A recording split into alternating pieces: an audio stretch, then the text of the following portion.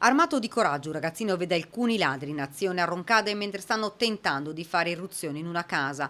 Non ci pensa due volte e urla: "Ho il telefonino, se non volete che vi faccia arrestare, andatevene via subito." A quel punto i tre malviventi capiscono che la situazione è ormai a rischio e decidono di fuggire. Salvate in extremis l'abitazione. Pericolo scampato davvero per un soffio per il proprietario della casa. Il tentato furto è infatti avvenuto intorno alle 17 quando la famiglia era in casa. Ora vuole trovare il ragazzino per ringraziarlo del suo coraggio. Fra l'altro Roncade è stata particolarmente battuta in questo inizio d'autunno dai topi d'appartamento. Ci sono stati più di una dozzina di furti concentrati in pochi giorni.